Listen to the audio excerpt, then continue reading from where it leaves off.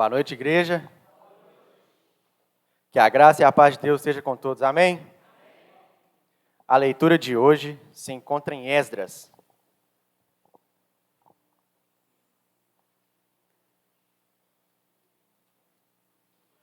Antes de Neemias, Esdras. Esdras, capítulo 8, versículos de 21 a 23. Quem achou, diga amém. Amém. Diz assim: Então proclamei um jejum ali perto ao rio Ava, para nos humilharmos diante do nosso Deus, a fim de lhe pedirmos caminho seguro para nós, para nossos pequeninos e para toda a nossa fazenda. Pois tive vergonha de pedir ao rei uma escolta de soldados e cavaleiros, para nos defenderem dos inimigos pelo caminho, porquanto havíamos dito ao rei: a mão do nosso Deus é sobre todos os que o buscam, para o bem deles, mas o seu poder e a sua ira estão contra todos que o deixam. Nós, pois, jejuamos e pedimos ao nosso Deus, e ele nos atendeu às nossas orações. Palavra do Senhor.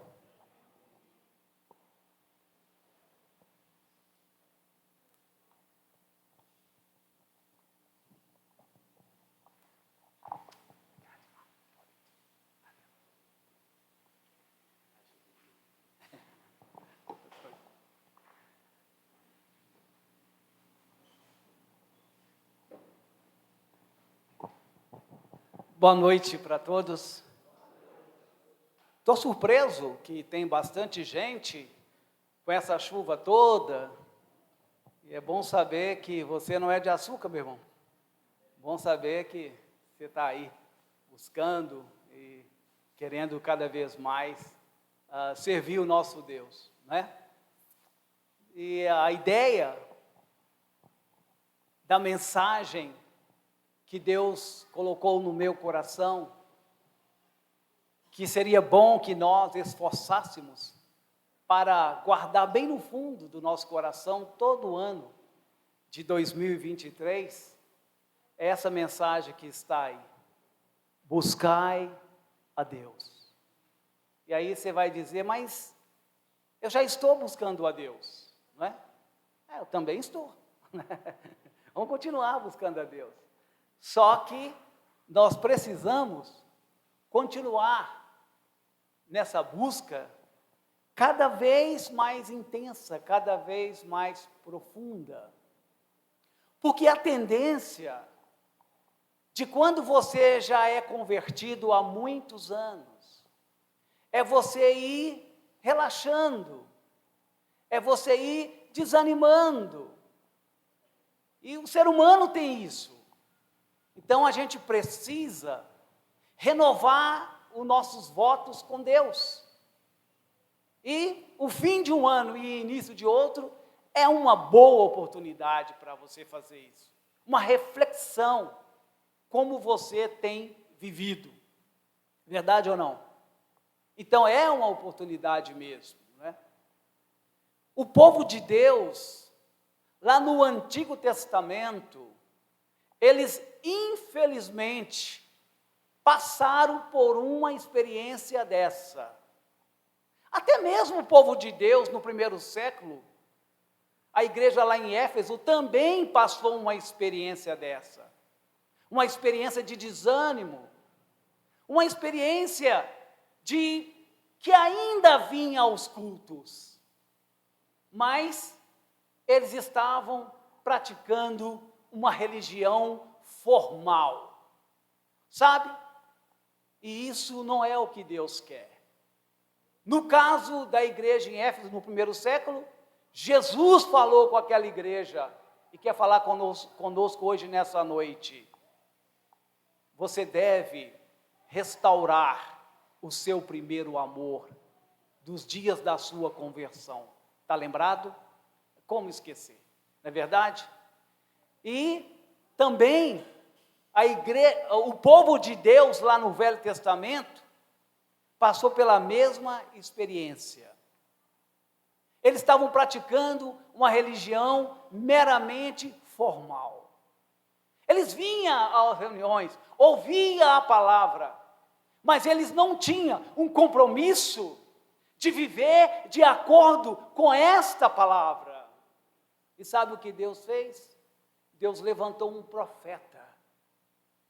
Em 621 a.C., Deus chamou Jeremias para que ele pudesse falar para o próprio povo de Deus. E Jeremias, ele pregou, mas o povo de Deus não dava ouvido. Suas pregações eram tremendas, eram genuínas, realmente vinha de Deus. Ele falava em nome de Deus. É igual nós hoje, nós os pregadores aqui na frente, e essa igreja tem muitos pregadores. Quando nós chegamos aqui, nós trazemos a palavra de Deus, porque o que nós ensinamos não é da nossa própria cabeça, do nosso próprio coração, mas é embasado na palavra de Deus. E hoje à noite você vai perceber que Deus realmente vai falar com você. Ele está falando com você. Jeremias, por pregar, ensinar o próprio povo de Deus no Velho Testamento, ele não foi aceito. E muitas vezes a própria igreja não aceita as pregações que a gente traz, né? Os irmãos ficam chateados, porque ele falou para mim, ele pregou para mim, né? Quando na verdade a mensagem é para todos nós, é para todos nós. Jeremias foi jogado numa cisterna por pregar a palavra de Deus, e chegou um ponto que o povo de Deus não dava ouvido mesmo à palavra de Deus. Então Deus mandou que o profeta falasse: vocês serão escravos e vocês ficarão presos, cativos, por 70 anos. E depois de 70 anos, quando aquela geração morresse, Deus traria de volta para Jerusalém, para a Palestina. E essa foi a palavra que ele trouxe. O povo de Deus gostou? Mas é claro que não. Aceitou essa palavra? É claro que não. Eles achavam que aquela palavra era do Jeremias, que era a ideia do Jeremias. Eles nem achavam que isso ia acontecer de fato, ia concretizar-se.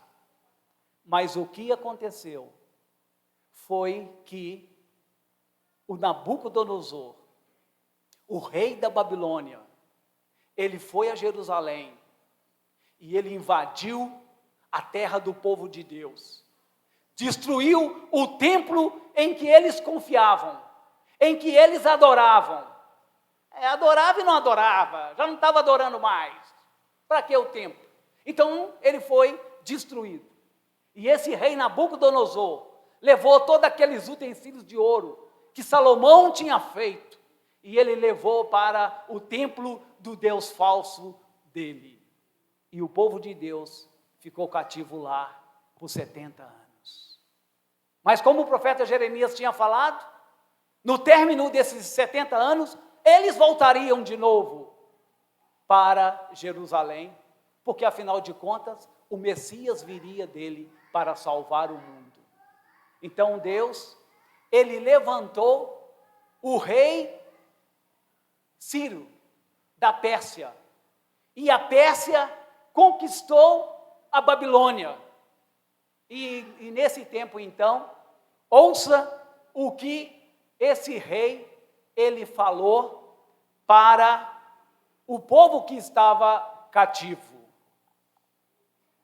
No primeiro ano do reinado de Ciro, rei da Pérsia, cumpriu-se o que o Senhor Deus tinha dito pelo profeta Jeremias. O Senhor tocou no coração de Ciro, e este ordenou que fosse comunicado em todo o seu reino, por escrito e também por meio da leitura em público, este decreto: eu, Ciro, rei da Pérsia, declaro o seguinte: o Senhor, o Deus do céu, me fez governador do mundo inteiro e me encarregou de construir para ele um segundo templo em Jerusalém, na região de Judá. Que Deus esteja com todos vocês que são o seu povo. Vão a Jerusalém para construir de novo o templo do Senhor, o Deus de Israel, o Deus que é adorado em Jerusalém. Os vizinhos devem ajudar. Os vizinhos devem ajudar todos os israelitas que precisarem de ajuda a fim de voltarem para a sua terra. Devem lhes dar prata e ouro, mantimento e gado, e também ofertas para apresentarem no templo de Deus de Jerusalém. E o rei Ciro foi levantado por Deus para que o povo dele retornasse a Jerusalém. E esse retorno, essa volta, não foi de todo. Ele foi aos poucos, ao ponto de retornar 42.360 judeus do cativeiro babilônico, que agora era o cativeiro também persa. E foi isso o que aconteceu. A primeira volta do povo de Deus foi com Zorobabel. E este homem, ele voltou com uma missão de reconstruir o templo que Nabucodonosor tinha destruído. Ele focou nisso. Depois teve uma segunda volta, que é com Esdras. E Esdras, ele fez uma restauração espiritual. O plano dele, o chamado de Esdras, era para que ele, de novo, levasse o povo de Deus a voltar para a Bíblia novamente, para voltar para as Escrituras Sagradas, e que eles pudessem voltar a praticar o que Deus tinha ensinado. E a terceira volta foi a volta com Neemias, esse grande homem de Deus, e a missão dele era reconstruir os muros de Jerusalém, que afinal de contas, uma cidade sem muros, né? O que vai acontecer? Ela vai ser uma presa fácil para a invasão dos inimigos. Esdras, capítulo 7 e versículo 10, vai falar do Esdras, é que ele foi um homem que buscou a Deus. E a ideia que você seja também um homem que neste novo ano busque a Deus. Que você seja uma mulher que neste novo ano você também busque a Deus de todo o seu coração. Ouça o que está escrito a respeito de Esdras. Esdras havia dedicado a sua vida a estudar e a praticar a lei do Senhor e a ensinar todos os seus mandamentos ao povo de Israel. Então, você aprende através deste homem que estava num cativeiro, que estava escravo, e nem assim ele abandonou Deus, nem assim ele esqueceu da lei do Senhor. É o que tinha acontecido com o povo de Deus. O que Esdras fez? Ele fez basicamente 3 coisas. Primeira coisa que ele fez, qual foi? Ele estudou a palavra de Deus. Estudou a palavra de Deus. Meu irmão, minha irmã, você tem estudado a palavra de Deus? Você tem realmente procurado compreender a fundo os ensinos da palavra de Deus? Porque, afinal de contas, é a palavra de Deus. E Ele merece que você o conheça. E Ele merece que você entenda o que Ele espera de você. Mas Esdras não somente estudou a palavra de Deus, estudou a Bíblia, conheceu a Bíblia, ele não somente fez isso. A segunda coisa que ele fez, qual foi mesmo? Exatamente. Ele tinha o compromisso de, além de estudar a palavra, ele também praticava. Ou seja, ele vivia de acordo com o que a Bíblia ensinava. Ele não abria mão. Às vezes eu até estudo a palavra, mas para que você estuda a palavra? Tem pessoas que estudam a Bíblia com motivos errados, com propósitos errados. Às vezes nós estudamos a Bíblia só quando nós vamos dar uma aula, ou só quando nós vamos pregar a palavra. Afinal de contas eu tenho que pregar, então eu vou estudar. Mas a palavra de Deus é para ser estudada sempre, mesmo quando eu não vou pregar, mesmo quando eu não vou ensinar para ninguém. A palavra do Senhor é para mim mesmo, é para o meu crescimento. Esdras, então, ele estudou a palavra, ele praticou a palavra, e a terceira coisa que ele fez com a palavra foi o quê? Ensinar a palavra de Deus. Eu tenho uma grande bênção por hoje estar ensinando a palavra de Deus para você nessa noite. Sabe por quê? Porque você pode ter certeza. Por mais que você vai entender isso que eu vou falar, mas você não vai entender mais do que eu esse assunto. Sabe por quê? Porque eu gastei a semana inteira lendo, estudando, pesquisando e fiquei. E é sempre assim. Eu queria desafiar você, meu irmão, e desafiar você, minha irmã, que passasse a ensinar a palavra de Deus ao seu redor. Ensinar a palavra de Deus para outras pessoas. Sabe por quê? Porque quando você estuda e você não passa o que você aprendeu, a tendência é você o quê? Esquecer. Você esquece. Tudo que você aprende e você não pratica, cai no esquecimento. Agora, se você está sempre estudando, sempre meditando, e o desafio para o povo de Deus, aqui no Alipe de Melo, e nós já estamos aprendendo esse desafio, é ler e estudar a palavra de Deus todos os dias. Meu irmão, você já conseguiu fazer isso? Minha irmã, você já conseguiu fazer isso? Porque esse é um desafio. Porque Esdras fazia isso, e nós precisamos também fazer a mesma coisa. Esdras, ele foi um escriba, e isso está em Esdras capítulo 7, versículo 6. É bom até lermos a palavra de Deus, nunca é demais, não é verdade? Esdras era mestre da lei e conhecia muito bem a lei de Moisés, dada pelo Senhor, o Deus de Israel. Ele foi falar com o rei Artaxerxes, e este lhe deu tudo o que pediu, porque o Senhor o abençoava. Assim, Esdras foi da Babilônia para Jerusalém com esse propósito. Ele era mestre.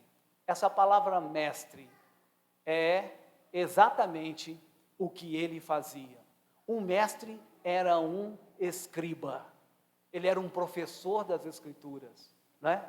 E é isso que nós precisamos ser, também mestres da palavra de Deus, para ensinar o que Ele quer. Mas ele também foi um sacerdote.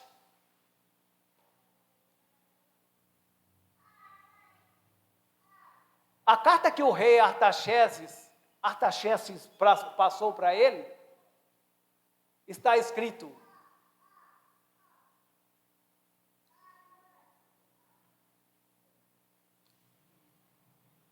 esta carta de Artaxerxes, o rei dos reis, é para o sacerdote Esdras, o mestre da lei de Deus, do Deus do céu. Saudações. Ele também era um sacerdote, ou seja, ele trabalhava no serviço do templo, junto com os levitas. E ele estava lá, tudo que dizia a lei, a palavra de Deus, Esdras estava encabeçando. E você sabia que a palavra de Deus diz porque você foi batizado, porque você foi convertido, você se tornou um sacerdote de Deus. E as irmãs tornaram-se sacerdotisas de Deus. O que isso significa? Significa isso que você vê aqui, todas as nossas reuniões. Quem vem à frente para ministrar a palavra de Deus, né? Você vê aí que sempre tem muitos irmãos ministrando a palavra de Deus. Por que não é só um pastor que faz isso? Porque isso não está de acordo com a palavra de Deus. Porque a palavra de Deus diz que todos nós somos sacerdotes. E as irmãs são sacerdotisas. Então, nós já temos a autoridade direta de Jesus para nós pregarmos e ensinarmos a palavra de Deus. É por isso que nós temos a liberdade. E você viu aqui várias pessoas atuando no culto de adoração ao nosso Deus. Amém? Esdras foi um homem de jejum e oração. Se você quer mesmo buscar a Deus, você vai precisar aprender a buscar a Deus, não somente lendo a Bíblia, não somente orando, mas também praticando o jejum. Você está dizendo, Jaime, então, que se eu não jejuar, eu não sou um verdadeiro discípulo de Jesus, eu não sou um verdadeiro cristão? Não, não estou dizendo isso. Mas eu quero te dizer que o jejum é uma ferramenta poderosa que os discípulos de Jesus usavam no primeiro século e que hoje os discípulos de Jesus, no século 21, estão abandonando essa prática. E eu até entendo por quê. Porque realmente ficar sem comer não é fácil. Nós que estamos acostumados a fazer 3, 4, 5 refeições por dia. E a gente gosta muito de comer porque é prazeroso.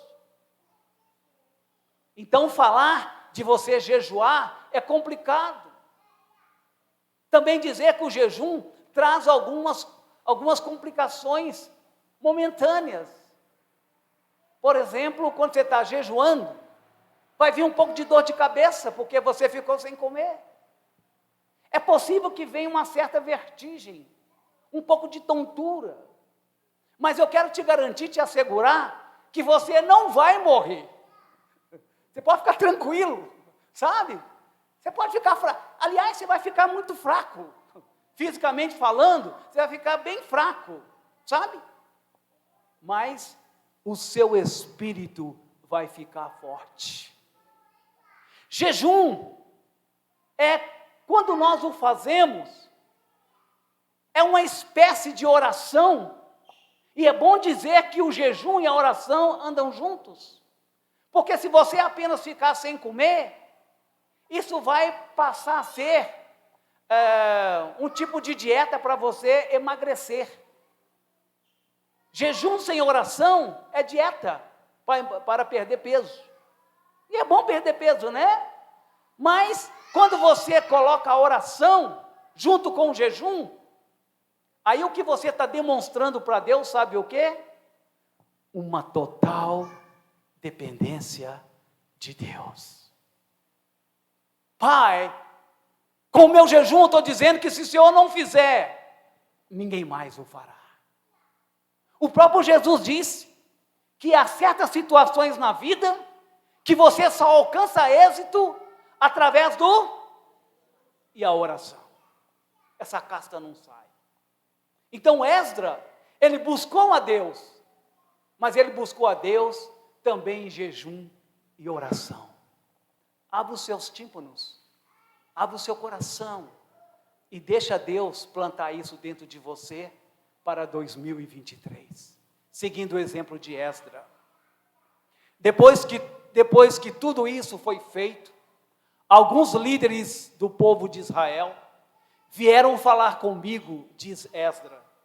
Eles me contaram que o povo, os sacerdotes e os levitas não tinham ficado separados das pessoas e dos costumes pagãos, nojentos, dos cananeus, dos heteus, dos perizeus, dos jebuseus, dos amonitas, dos moabitas, dos egípcios e dos amorreus. Vamos. Homens israelitas haviam casado com mulheres estrangeiras, e assim o povo escolhido por Deus tinha se misturado com a gente de outros povos. E os chefes e os líderes do povo haviam sido os primeiros a cometer esse pecado. Quando ouvi isso, rasguei as minhas roupas em sinal de tristeza, arranquei os meus cabelos e a barba e me sentei muito desgostoso. Fiquei ali sentado, cheio de desgosto, até a hora do sacrifício da tarde. E o povo começou a se ajuntar em volta de mim, diz Esdras. Eram os que estavam com medo por causa do que o Deus de Israel tinha dito a respeito dos pecados dos que tinham voltado da Babilônia. Quando chegou a hora do sacrifício da tarde, eu saí daquele abatimento e me ajoelhei para orar, usando ainda as roupas rasgadas. E o povo... Então levantei as mãos para o Senhor, meu Deus, e disse: ó Deus, estou muito envergonhado e não tenho coragem de levantar a cabeça na tua presença. Estamos afundados nos nossos pecados que sobem até os céus. 2023, o povo de Deus aqui no Olivo de Melo, nós vamos precisar ter uma seriedade dessa que o Esdras tinha, e ele chamou todo o povo de Deus no Velho Testamento para que tivesse esse mesmo compromisso. Ele sentiu profundamente aquelas atitudes daquele povo que estava no cativeiro, que já não andava mais com Deus, apesar de ter a Bíblia. E um grande perigo é esse, é eu acostumar com a minha vida religiosa. Eu já sei como é que funciona a igreja, eu já sei, eu conheço a Bíblia, sabe? E eu já sei o que eu tenho que fazer, ninguém precisa me falar nada. E você acha que você sabe demais, e você acha que você entende demais, mas no fundo, você precisa resolver algumas situações na sua vida que não está de acordo com o que o Pai está querendo. Interessante no Esdras, quando ele foi orar a Deus, jejuando, ele disse: nós pecamos diante do Senhor. Irmãos, é isso que a igreja nós precisamos.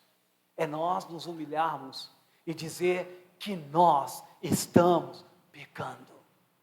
Qual de nós podia hoje à noite dizer, ou dizer nesse ano que passou, que eu não pequei, que eu não fiquei a desejar, que eu dediquei pouco, que eu fiz a obra de Deus de qualquer jeito? Qual de nós que não pode repensar a sua dedicação, o seu zelo em 2022, para que neste novo ano Deus está nos chamando para buscar Ele mais, para tomar nossas atitudes. É como Esdras, ele está falando, que Deus espera que a gente faça mudanças em nossas vidas. E finalmente, o perigo da vida secular separada da vida sagrada. Esse é um grande perigo que o povo de Deus enfrentou lá no Velho Testamento e que a igreja hoje também enfrenta. Sabe o que é? É ter duas vidas. Uma vida secular, que é a sua vida lá fora, que é a sua vida na sua faculdade, que é a sua vida lá no seu emprego, que é a sua vida na sua vizinhança, é a sua vida dos seus negócios. Como você faz os seus negócios? É a vida secular, separada da vida sagrada. A vida sagrada é o que estamos fazendo aqui. Paramos para ouvir Deus. Afinal de contas, é o início de um novo ano tão longo. Mas a gente não sabe se Deus vai te chamar nesse ano. A gente não sabe se Jesus vai voltar esse ano. Mas uma coisa é certa: eu preciso rededicar a minha vida aos propósitos de Deus. E Ele está me chamando para isso.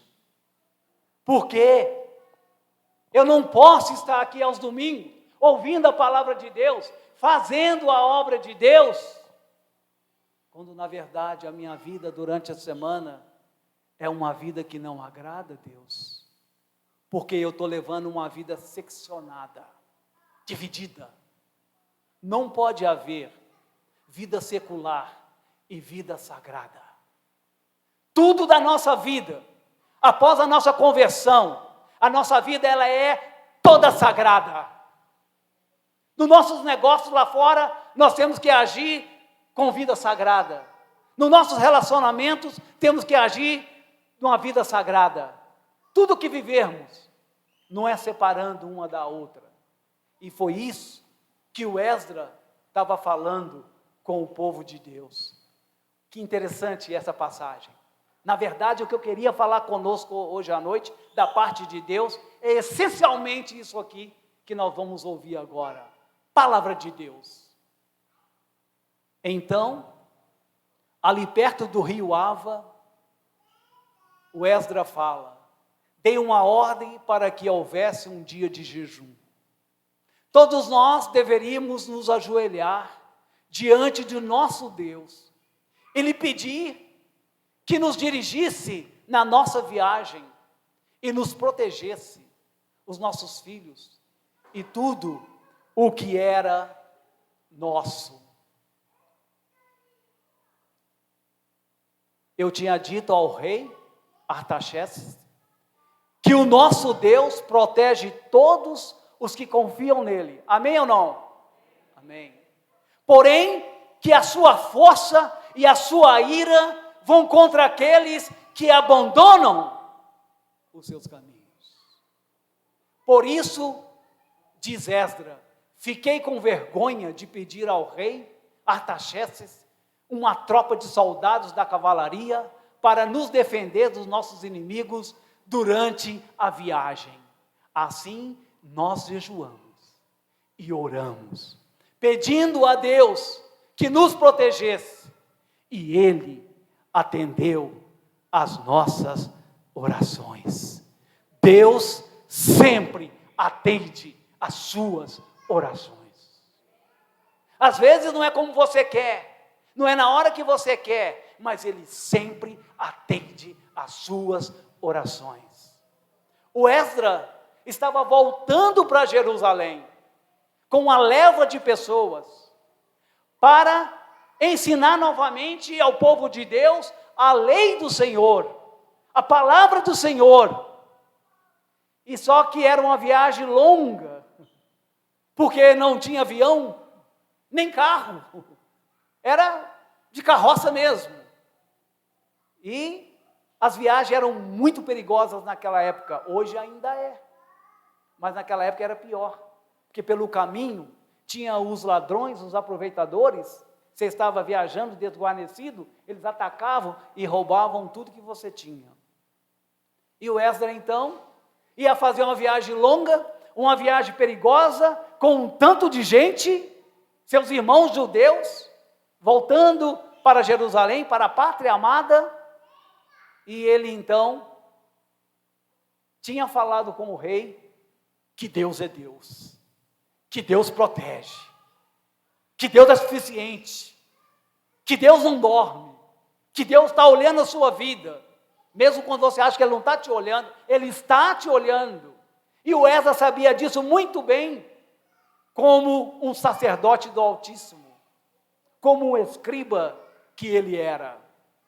Então ele disse: eu fiquei com vergonha de pedir ao rei uma cavalaria para me defender.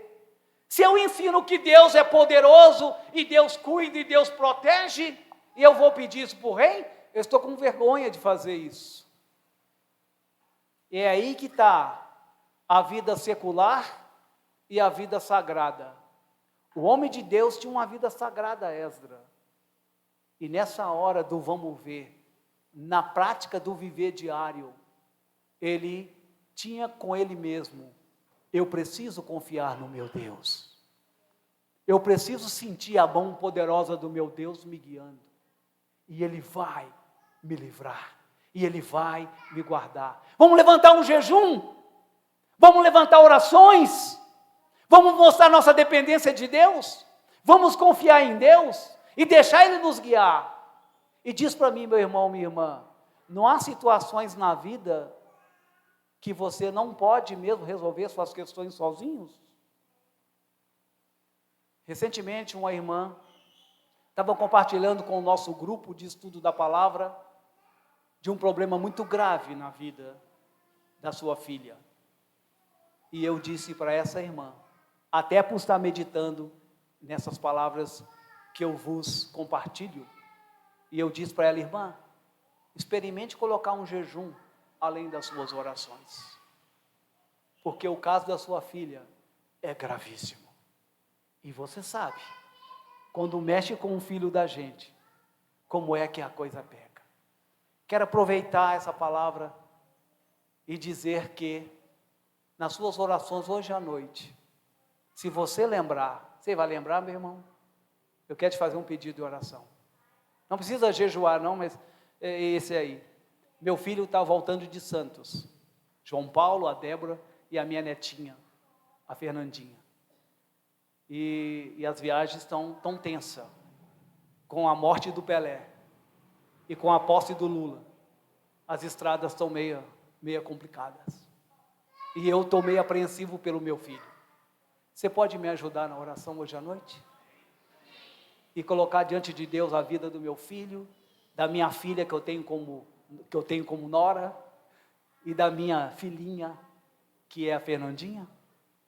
Eu te agradeço, porque Deus vai ouvir suas orações. E eu estou com o coração na mão. Eu e a Ariane estamos com o coração na mão. Porque Deus ouve as nossas orações e Ele responde às nossas orações. E o Esdras não tinha uma vida seccionada. Domingo ele estava no culto. E durante a semana, é melhor eu pedir uma tropa aí, porque o bicho vai pegar. Não, ele não tinha esse comportamento. Ele tinha uma atitude de confiança em Deus, que Deus vai cuidar. 2023, experimente confiar em Deus em muitas situações da sua vida. E deixe a sua fé esticar. Deixe a sua fé crescer. Nós, igreja, precisamos, no relacionamento com o Pai, adentrar em águas mais profundas. E sair desse relacionamento raso que nós temos com o Pai. Vamos abandonar alguns pecados que está insistindo em nossa vida. Vamos prestar um serviço de qualidade para o nosso Deus, porque Ele é o nosso Deus. Vamos colocar o seu reino em primeiro lugar, os seus interesses em primeiro lugar, deixe os seus para depois, porque se você cuidar dos interesses de Deus, Deus vai cuidar dos seus interesses. Você crê nisso? E que esse amém seja sustentado por Deus em 2023. Irmãos, acredito que é isso mesmo que eu gostaria de compartilhar com você. Que Deus possa nos ajudar neste novo ano. E que nós, como família de Deus, como igreja, nós venhamos a levar uma vida que agrada o nosso Deus. Deus seja louvado. Vamos ficar em pé e vamos meditar numa canção que o Marcos, Jaísa e o Vitor, eles vão nos dirigir.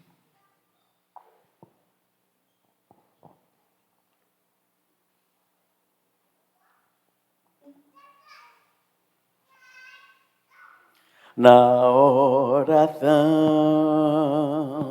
encontro calma, na oração encontro paz. Orar a Deus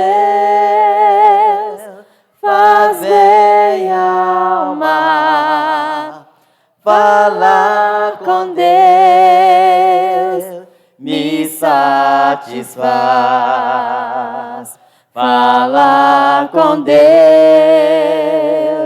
é o privilégio.